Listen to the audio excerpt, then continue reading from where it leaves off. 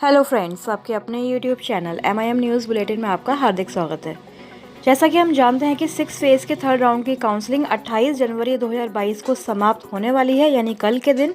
और 29 जनवरी से कैसे 7वें फेज़ की तैयारी आरंभ होगी, साथ ही आपको यह बताएंगे इस वीडियो में कि SCET +2 हिंदी, उर्दू और आर्ट्स विषय को लेकर कुछ अभ्यर्थियों ने SCET एग्ज़ाम को दोबारा लेने को लेकर एक पत्र लिखकर एक विधानसभा सदस्य को दिया है, ताकि बजट सत्र में, विधानसभा का जो बजट सत्र आने वाला है फरवरी में, उसमें इस मुद्दे को किस तरह से उठाया जाना चाहिए।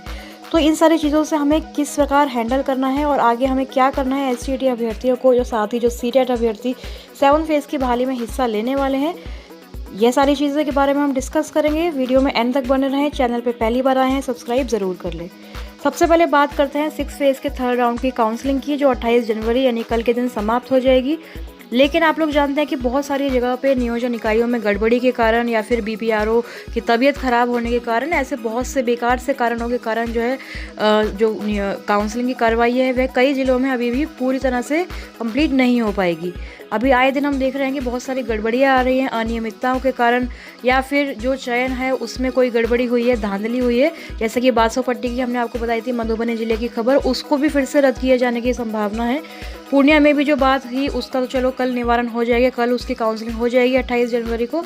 तो इस तरह से बहुत सारे जिलों से ऐसी खबरें हैं कि जो काउंसलिंग है उनको स्थगित किया गया है, जिससे अभ्यर्थियों में काफ़ी रोष है और उनको लगता है कि काउंसलिंग का एक और राउंड हो जाना चाहिए।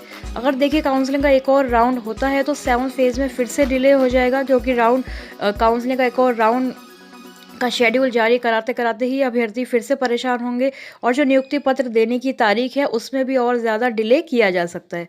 और साथ ही आपको यह पहले बता दें कि 29 जनवरी 2022 से किस प्रकार से जो है ये 7 फेज़ की तैयारी है वह स्टार्ट हो सकती है। 29 जनवरी 2022 से ही अभ्यर्थियों की मांग है। सोशल मीडिया पर भी देख लें या फिर अभ्यर्थियों से जो बातचीत है उसके दौरान यह पता चलता है कि 29 जनवरी 2022 से ही अभ्यर्थी चाहते हैं कि SCET मार्क्स पर बहाली को लेकर एक ट्विटर कैंपेन चलाया जाए, ताकि किसी भी अभ्यर्थी के साथ नाइंसाफ़ी ना हो जो मेरिट लिस्ट में है या फिर नॉट इन मेरिट में है। SCET मार्क्स पर बहाली होने का यह भी फ़ायदा रहेगा कि जैसा कि आप देख रहे हैं सोशल साइंस के विषयों में 6 फेज़ में ही कितनी ज़्यादा मारामारी है। 6 to 8 की ही अगर बात कर लें, क्योंकि उसकी ताज़ा स्थिति हमने अभी देखी है कि एक सीट के लिए लगभग 400-500 उम्मीदवार हैं। उससे भी ज़्यादा आप कह सकते हैं माध्यमिक और उच्च माध्यमिक में आपको मिल जाएंगे SCET उम्मीदवार जो सोशल साइंस, कंप्यूटर साइंस जैसे विषयों में क्वालिफाइड हैं। तो इसलिए अगर SCET मार्क्स पर बहाली होती है तो ज़्यादा बेटर रहेगा। इसी को लेकर 29 जनवरी 2022 से ही अभ्यर्थियों का मूड है कि 7 फेज़ का नोटिस जारी करवाने के लिए, नोटिफिकेशन जारी करवाने के लिए प्रक्रिया जो है स्टार्ट कर दें, यानी कि जो सरकार पर दबाव बनाना है उसको स्टार्ट कर दिया जाएगा। विधानसभा का जो सत्र है वह भी अगले मंथ में ही स्टार्ट होने वाला है। उसमें भी इस मुद्दे को ज़ोरदार तरीके से किस प्रकार उठाया जाए, इसकी भी पूरी प्लानिंग, पूरी तैयारियां चल रही हैं। लेकिन एक दूसरा जो विषय है उसमें देखिए कुछ अभ्यर्थी हैं SCET +2 हिंदी, उर्दू और आर्ट्स विषय को लेकर भी जो SCET परीक्षा है उसको आयोजित करने के लिए विधानसभा के जो सदस्य हैं, माननीय संदीप सौरभ, आप लोग जानते हैं CPI-IML के जो नेता हैं, उन्होंने उनको एक लेटर लिखा है जिसको आप अपने स्क्रीन पर देख सकते हैं, और विषय उसका यही बनाया गया है कि आर्ट्स कॉमर्स विषयों का SCET आयोजित कराने के संबंध में।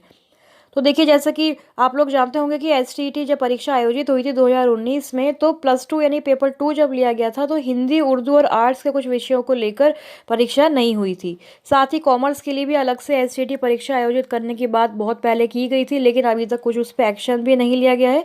तो ऐसे ही अभ्यर्थियों द्वारा ये जो पत्र है वह संदीप सौरभ जो विधानसभा के सदस्य हैं उनको दिया गया है, ताकि बजट सत्र में जो विधानसभा का चलने वाला है उसमें इस मुद्दे को उठाया जाए।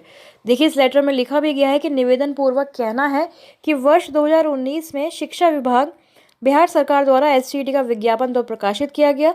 उक्त विज्ञापन में उच्च माध्यमिक यानी 10+2 विद्यालयों के शिक्षकों हेतु सिर्फ गणित, विज्ञान, अंग्रेजी विषयों हेतु ही परीक्षा का आयोजन किया गया, जबकि शेष सभी कॉमर्स या फिर हिंदी एवं कला संकाय से संबंधित विषयों हेतु परीक्षा नहीं ली गई। कला संकाय से संबंधित सभी विषयों का विषय जैसे कि इतिहास, भूगोल, नागरिक शास्त्र, अर्थशास्त्र एवं हिंदी भाषा सहित कई विषयों का पात्रता नहीं लिया गया है।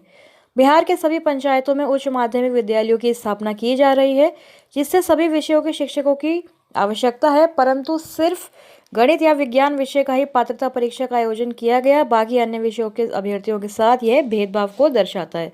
तो देखिए इस तरह के जो लेटर हैं वह भी लिखे जा रहे हैं। अगर मान लीजिए बजट सत्र में इस मुद्दे को उठाया गया और फिर से अगर सरकार ने ऐसी घोषणा कर दी कि हाँ एसटीईटी परीक्षा लेंगे इन सभी जो बचे हुए विषय हैं इनके लिए, तो देखिए और ज़्यादा डिले ही होगा 7th फेज़ में। तो इसलिए बेटर यही है कि अभी जिन अभ्यर्थियों का चयन हो चुका है, जो मेरिट लिस्ट में है, नॉट मेरिट में है, यानी कि हम कहेंगे एसटीईटी क्वालिफाइड है, सीटेट क्वालिफाइड है, उनकी बहाली के लिए पहले नोटिफिकेशन जारी हो जाने दीजिए। क्योंकि सरकार तो इसी तरह के बहाने आए दिन तलाशती रहती है कि किस तरह से बहाली प्रक्रिया में वह डिले करे। तो इन दोनों चीज़ों से हमें बचना है। एक तो 6th फेज़ की जो काउंसलिंग का 4th राउंड की जो मांग कर रहे हैं कुछ अभ्यर्थी, इससे आप सबको बचने की ज़रूरत है। क्योंकि 29 जनवरी से ही हमें 7th फेज़ की तैयारी के लिए जो है सरकार पर पूरा दबाव बनाना है। उसकी प्लानिंग, उसका जो पूरा प्लॉटिंग है वह करनी है कि किस तरह से कैंपेनिंग की जाए, किस तरह से सरकार को प्रेशराइज किया जाए। और दूसरा, इस तरह का जो लेटर वायरल हो रहा है सोशल मीडिया पर कि आर्ट्स कॉमर्स विषयों का भी एसटीईटी परीक्षा जो है फिर से कंडक्ट करवाई जाए, तो इन सारी चीज़ों को अभी फ़िलहाल के लिए अवॉइड करना ही ज़रूरी है। क्योंकि सरकार परीक्षा तो नहीं कराएगी कंडक्ट, लेकिन उससे पहले डिले करने का एक और बहाना जो है वह ढूंढ लेगी। जैसे कि डीएलएड का भी आप लोग देख रहे हैं कि रिजल्ट जारी करने को लेकर आए दिन संजय कुमार जो है लेटर प्रकाशित हो रहा है। उसके बाद विज्ञप्ति भी जारी हुई थी कि कुछ जो लेक्चरर थे, व्याख्याता थे, उनको नियुक्त किया गया है डीएलएड का जो मूल्यांकन है उसको करने के लिए। लेकिन वो मूल्यांकन कब स्टार्ट हुआ अभी तक कोई जानकारी नहीं है। तो सरकार के पास बहुत सारे एक्सक्यूज़ होते हैं प्रक्रियाओं को डिले करने के लिए। खासकर जब शिक्षक बहाली की बात आती है तो सरकार जितना ज़्यादा डिले कर सकती है उतना करेगी।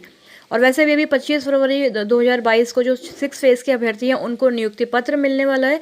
तो अगर ज़्यादा इस तरह से प्रश्न उठाए जाएंगे और ज़्यादा काउंसलिंग के राउंड की जो है मांग की जाएगी, तो सरकार उस डेट को भी फिर से चेंज कर देगी। फिर आगे इस चीज़ को आगे ड्रैग कर दिया जाएगा। उसके बाद मार्च में, फिर अप्रैल में आप लोग जानते हैं कि नगर निकाय के चुनाव हो जाएंगे। तो इसलिए बेटर यही है कि अभी जो चीज़ें चल रही हैं उसी पर हम लोग ध्यान दें। 6th फेज़ में जो 3rd राउंड की काउंसलिंग समाप्त हो जाएगी कल, तो उसी को हमें अभी फ़िलहाल समझ लेना चाहिए कि वह आखिरी राउंड है। इसके बाद 6th फेज़ क्लोज होने वाला है। और जिन अभ्यर्थियों की काउंसलिंग अब नहीं हो पाई है उनके पास अभी कोई और ऑप्शन नहीं है, उनको 7th फेज़ का ही वेट करना पड़ेगा। क्योंकि आगे कोई भी काउंसलिंग का राउंड 6th फेज़ में नहीं होने वाला है। और एसटीईटी अभ्यर्थियों को भी यह समझना पड़ेगा कि आर्ट्स कॉमर्स या उर्दू विषय के लिए जो एग्ज़ाम नहीं हो पाया है, ये जिन विषयों की परीक्षा नहीं हो पाई 2019 में, उनकी भी परीक्षा जो है अब आगे आने वाले समय में ही होगी। ऐसा नहीं है कि 7th फेज़ से पहले ही वह सरकार को कहेंगे और सरकार उनका जो एग्ज़ाम है वह अलग से कंडक्ट कर देगी। तो इस चीज़ को सभी अभ्यर्थियों को समझने की ज़रूरत है। क्योंकि ऐसा ना हो कि कहीं इसके लिए भी सरकार डिले करने का एक और एक्सक्यूज़ पकड़ ले, बहाना बन जाए और फिर से जो है बहाली प्रक्रिया आगे बढ़ती रहे। तो इसी उम्मीद के साथ, इसी होप के साथ कि 7th फेज़ की तैयारी 29 जनवरी 2022 से ही हम लोग स्टार्ट करने वाले हैं। सभी अभ्यर्थियों एकजुट हो जाए, सीटेट अभ्यर्थी, एसटीईटी अभ्यर्थी, क्योंकि एकजुटता में, एकता में बहुत ताकत होती है। जिसका ताज़ा उदाहरण आप लोग देख रहे हैं कि किस तरह से रेलवे एनटीपीसी के अभ्यर्थियों ने सड़कों पर पहुंचकर, रेलवे ट्रैक्स पर पहुंचकर सरकार को मजबूर किया है। उसी तरह से कुछ हमें एसटीईटी शिक्षक अभ्यर्थियों को, सीटेट शिक्षक अभ्यर्थियों को भी एकजुट होने की आवश्यकता है। सिर्फ इतना कहना है सरकार से कि 7th फेज़ का नोटिफिकेशन वह मार्च में जारी करे। क्योंकि कोर्ट की प्रक्रियाएं तो इसी तरह से चलती रहेंगी, लेकिन जो अधिसूचना है उसको अब जारी कर देना चाहिए। तो फ्रेंड्स, अभी यही अपडेट थी। आगे कोई भी अगर अपडेट आती है शिक्षक बहाली या फिर एसटीईटी 7th फेज़ से रिलेटेड, तो आपसे ज़रूर शेयर करेंगे। इसके लिए हमारे चैनल MIM न्यूज़ बुलेटिन को सब्सक्राइब कर लें। Thank you for watching.